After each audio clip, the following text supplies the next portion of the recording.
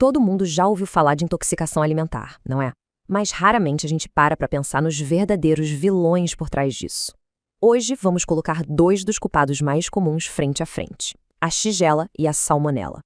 Prepare-se para um confronto microscópico. Olha só o que a gente vai ver. Primeiro, quem são esses vilões?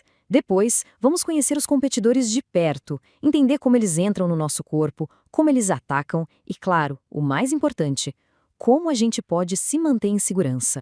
Seção 1. Vilões bacterianos. Bom, embora a doença seja bem real, a causa dela é uma ameaça completamente invisível a olho nu. E essa é a realidade. Esses patógenos estão por aí, e a Shigella e a Salmonella são duas das bactérias mais notórias nesse mundo oculto. E cada uma, como a gente vai ver, tem um jeitinho todo especial de causar problemas.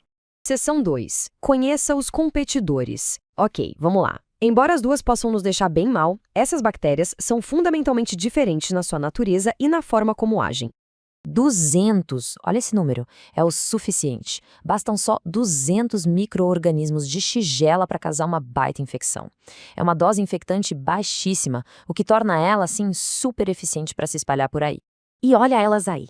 À esquerda, a Shigella e à direita, a Salmonella. Mesmo no microscópio, já dá para sacar que elas têm um formato diferente. E essa aparência já dá uma pista de como as estratégias de ataque delas são completamente distintas. E os laços de família delas são bem curiosos. Acredite se quiser, mas a Shigella é, geneticamente, um tipo de E. coli que se especializou, que evoluiu para ser o que é. Já a Salmonella é uma família gigante com mais de 2.500 primos diferentes que a gente chama de sorotipos. Seção 3. Rotas de infecção. Beleza, então? Como esses invasores entram no nosso corpo? O método de transmissão é um ponto crucial que separa uma da outra. A Salmonella é aquela que todo mundo pensa quando se fala em intoxicação alimentar. A principal rota é pela comida contaminada mesmo. Aves mal cozidas, ovos, laticínios. Ela adora produtos de origem animal. A Shigella, por outro lado, joga um jogo diferente. O problema dela é muito mais uma questão de higiene e saneamento.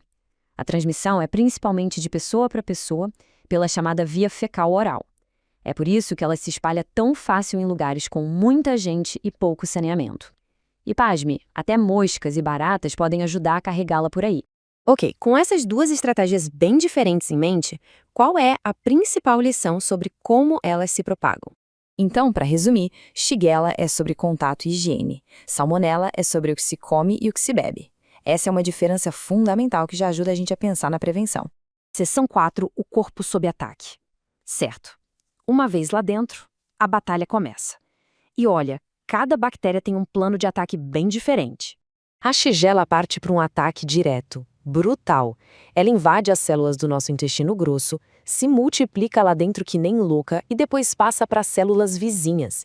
E como se não bastasse, ela ainda produz a toxina Shiga, que é super potente e destrói os tecidos, causando uma inflamação severa. E todo esse ataque direto leva a uma condição bem específica chamada disenteria.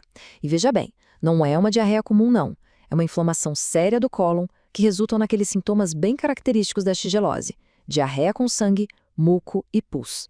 A Salmonella, por sua vez, é mais sorrateira. Ela tem umas cartas na manga para sobreviver ao ácido do nosso estômago. Quando chega no intestino delgado, ela invade as células, mas se esconde e se replica dentro de umas bolhas de proteção. E de lá, ela pode até conseguir atravessar e cair na corrente sanguínea, se espalhando pelo corpo. E as doenças que elas causam, bem diferentes também. A shigelose costuma aparecer em 1 a 3 dias, e o sintoma principal é a disenteria. Já a salmonelose é mais rápida, às vezes em questão de horas, e o que ela causa é a gastroenterite, aquela diarreia mais aquosa, geralmente sem sangue. Seção 5. Mantendo a segurança. Agora que a gente já conhece bem os inimigos, vamos ver como nos defender e, claro, como prevenir a infecção. Até no tratamento a gente vê uma diferença crucial.